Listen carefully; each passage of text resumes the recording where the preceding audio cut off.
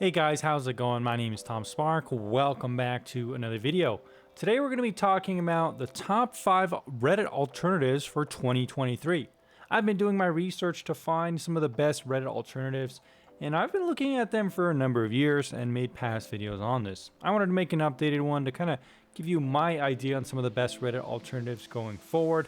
Now, whether you don't like Reddit because you got banned, you don't like it because of the trolls, or you don't like the heavy moderation on their website, there's plenty of reasons not to like Reddit. Additionally, you could even not like the privacy implications of Reddit, since a lot of the company is owned by Chinese investors, which is kind of concerning, seeing how China has been doing a lot of crazy stuff lately. But outside of that, guys, how can you support this video if you want to support my channel and unbiased objective videos like these? Well guys, check out the VPN tier list. I'm pretty much the best VPN reviewer on YouTube. I've reviewed almost every single VPN. VPNs are great to increase your anonymity and privacy online, and I've made the tier list on this website. So go check out VPN tier list. The cool thing is I even made a VPN quiz to help you find the perfect VPN for your specific use case. On the channel, I also have videos talking about how to stream content for free pretty much while using a VPN, so check those out as well. Not only that, but I've even included an article on VPNtierlist.com with a list of all my daily drivers and my favorite products. If you click on any of these links or my tier list, you will help support the channel at no cost to you, since you get whatever I'm recommending. These are some of my favorite products, and all of them I could vouch for 100%. So guys, check out VPNtierlist.com, and let's get back to the video. So guys, first up is a website called Quora. Now you might have heard of this one and might not know what it is, but essentially it's a website kind of like Yahoo Answers. Now it wants me to log in here, of course, to use it, which is kind of annoying. You can't even look at it without trying to get you to log in. But anyways, I've logged in on Reddit. The cool thing about Quora, it's a pretty good resource if you want to go place to kind of ask questions or see topics. It almost has like a Facebook feel to it in a certain way. It's a good place to answer questions and kind of research things similar to Reddit. However, that said, my cons with Quora are that, like Reddit, it's also heavily moderated and not clearly, in some cases, why.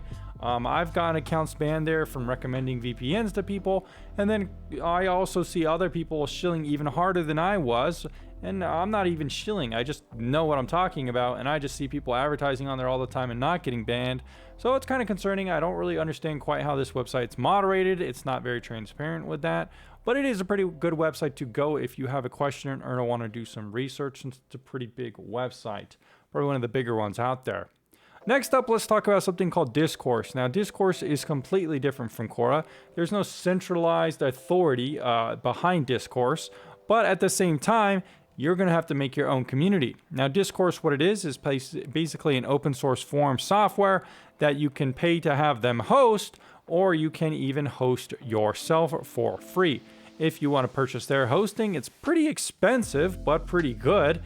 So this is a cool place that you could build your own community or even join other communities if you find someone using this platform. I've thought about making Discourse for my community, but I'm pretty happy with Discord for now. I might self-host my own Discourse forum someday, but it does take time to grow these things overall. And since we have a smaller community, it might be dead for a bit. But it's pretty cool to see some big brands using this website, and it's a cool kind of behind the scenes software. Not so much of a centralized community to join, but one where maybe you could think about making yourself. Next up is a website called Product Hunt, and this one is pretty cool.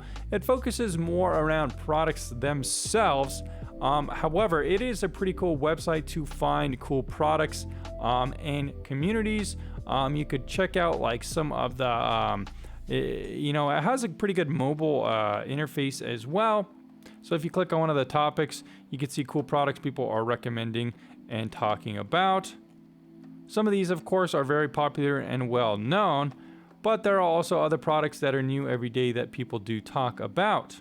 Overall, I kind of do prefer the mobile experience for this one, but it's a decent website and community to check out new things. Next up, we can talk about Hacker News, and out of all of them so far that I've mentioned, this one is probably the most familiar to Reddit. It feels kind of like an old-fashioned Reddit before they had updated the interface 3 or 4 times. This one is as simple as it gets, but it's very similar to Reddit in that it's primarily people posting links and discussing them in a very, very simple interface. Now, I think sometimes news Y Combinator is kind of the URL, but it's called Hacker News. I think sometimes its simplicity in its design is kind of a detriment, since it can be a little bit tricky to navigate sometimes. But overall, it's a pretty good website to find news and articles and talk about them with kind of a more of a geeky, nerdy, probably older audience as well, talking about some of these things. So it's definitely a decent one to check out, and it's probably one of the ones that are out there that are used more often. Next up, we could talk about something called 4chan. Now, 4chan is definitely an alternative for Reddit. It's probably around before Reddit, and it's definitely got a reputation. You could find anything from porn, video game enthusiasts, or people talking about politics on here. 4chan is actually the birth of a political conspiracy talking about QAnon. So there's definitely a lot of kind of concerning things on here and toxic things on here, but you can also find a lot of communities discussing things. I've never really been a fan of this website, primarily for those reasons, and also because the interface is definitely weird and takes a long time to get used to. But if you steer away from some of the crazy people on this website, it could be a decent community to kind of consider instead of Reddit. Anyways, guys, I hope this video helped you in some way find a new community. Of course, there are other ones out there, stuff like votes and stuff like that, but most of them I didn't really mention this year because there's just not really anyone using them. I also checked out one called Ether, which is cool. It's like a downloadable P2P social media website where things get deleted, but again, not many people using it, so I didn't really mention it. Let me know if you have any favorite alternatives down in the description down below, if you use any of the ones I mentioned, and I'll see you again very soon.